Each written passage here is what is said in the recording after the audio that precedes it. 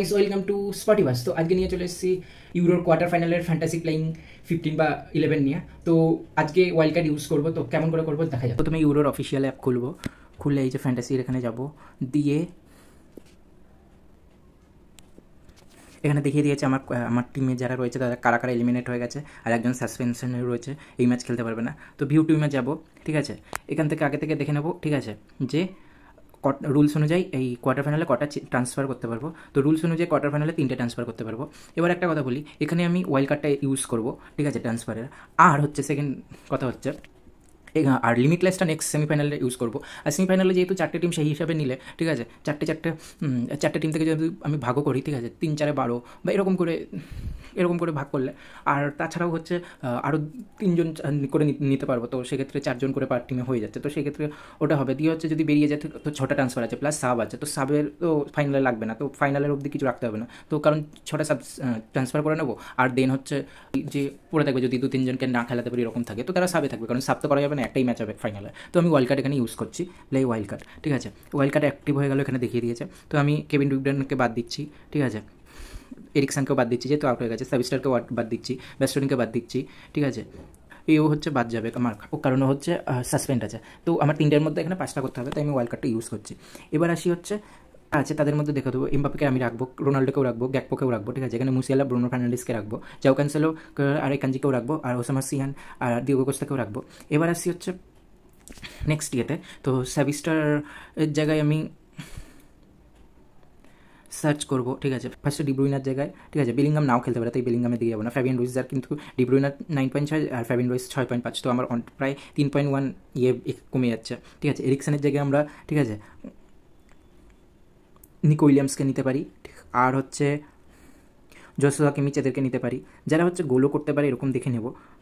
এরিকসনের জায়গায় আমি যেহেতু তার 7, আর এখানে আমি উইলিয়ামসকে নেব। আর সাবিস্টারের জায়গায় যেহেতু 6.6, আমি এখানে সুইজারল্যান্ডের গ্যাসকে নেব। আর এখানে ডিফেন্ডারদের মধ্যে আমার হাতে আর 13 আছে, আর টোটাল 2জনকে চাই। তো আমি 13, মানে এখানে যদি হাইস্ট ডিফেন্ডার হয় তাও আই থিঙ্ক পেয়ে যাবো। কিন্তু আমি হচ্ছে যারা গোল আর ক্লিনশিট দুটোই রাখতে পারবে সেই হিসাবে আমি নেওয়ার চেষ্টা করব, ঠিক আছে। তো এখানে আমি একাকে নেওয়ার চেষ্টা করব। আর লাস্ট হচ্ছে বেস্টনির জায়গায়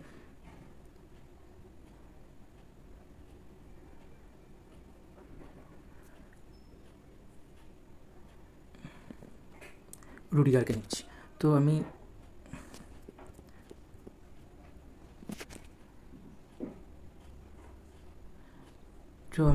দেখে নেব, ঠিক আছে। তো বলতে গেলে পর্তুগালের হয়ে এখানে 4জন আছে, আর স্পেনের হয়ে 4জন আছে, নেদারল্যান্ডসের হয়ে 2জন আছে, সুইজারল্যান্ডের হয়ে 2জন আছে, আর হচ্ছে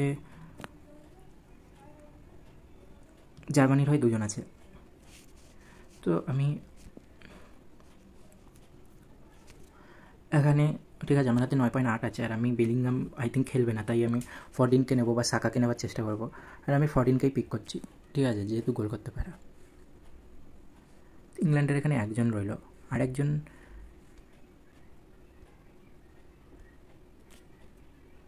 কাইল ওয়ার্কারকে নিলাম। তো এটা দেখবো, ঠিক আছে, কনফার্ম ট্রান্সফার, ঠিক আছে। এবার আমি সাবে কাকে রাখবো, যেহেতু ফার্স্টে যাদের ম্যাচ সেই হিসাবে রাখতে হবে। তো আমি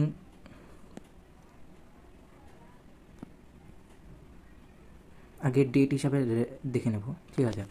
তো আমার মাথায় রাখতে হবে ফার্স্ট ম্যাচ হচ্ছে স্পেন আর ইয়ে, কিন্তু আমি এখানে যেহেতু একসাথে করতে হবে, তো আমি ওই সময় সিয়ান আর ইয়াকে একসাথে দিয়ে অবস্থাকে রাখবো, সিয়ানকে বসিয়ে দেবো। আর রোনাল্ডো আর এমবাপে একদিনের ম্যাচ, তো এমবাপেও থাকবে, রুইসও থাকবে। ফরদিনের পরের দিন ম্যাচ, তো ফরদিনকে বসিয়ে দেবো, ঠিক আছে। বার্গারও পরের দিন ম্যাচ, তো বুনো ফার্নান্ডিসের 6 তারিখ ম্যাচ হলেও একদিনের, সেদিন ট্রান্সফার করা যাবে না। আর গ্যাকপোর লাস্ট দিন ম্যাচ, ঠিক আছে।